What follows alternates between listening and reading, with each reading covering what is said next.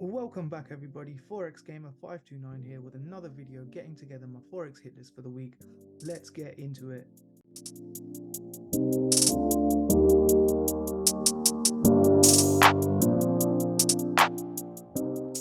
Please remember to like and subscribe to keep up to date with my Forex hit list each and every week.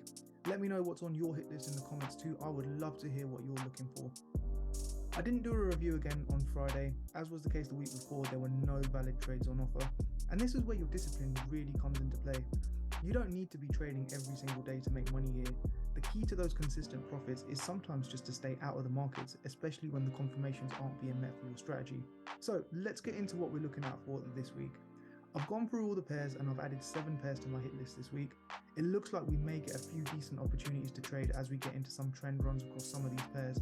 The pairs on the hit list for this week are EURAUD, EURNZD, USDCAD, EURJPY, CHFJPY, NZDCHF and AUDCHF. Aside from the pairs on our hit list, the other thing that we've got to be mindful of through the week is any high impact news releases. There's nothing too significant on the list for today. As we go into tomorrow though, we have an overnight release on the JPY, which is likely to give us some overnight volatility on the JPY. Later on in the day, we've got an important month-on-month GDP for the CAD and a USD consumer confidence release as well. Both of these are pretty likely to give us some volatility, so do be mindful as you trade tomorrow. Moving into Wednesday, an overnight year-on-year CPI release in the Australian dollar will definitely give us some big moves overnight.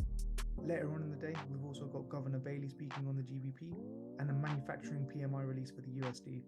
Both of these are likely to move the markets too. Not a lot on the list for Thursday apart from a tentative release on the NZD. If Governor Orr does go ahead and speak, we'll expect some impact on the market overnight here too. And finally, on Friday afternoon, we see a services PMI release on the USD too, which we'll be mindful of going through into the weekend as well. So that's all for this week's preview. As a reminder, we've got 7 pairs on the hit list this week, and what looks like it could be a very fruitful week with some really nice trend runs playing out. Thank you so much for watching my Forex preview. Don't forget to like, comment and subscribe to my channel for my weekly hit list and review each and every week. I'll be back here on Friday to review all the possible trades in the coming week. Have a great trading week everyone, and I'll see you next time.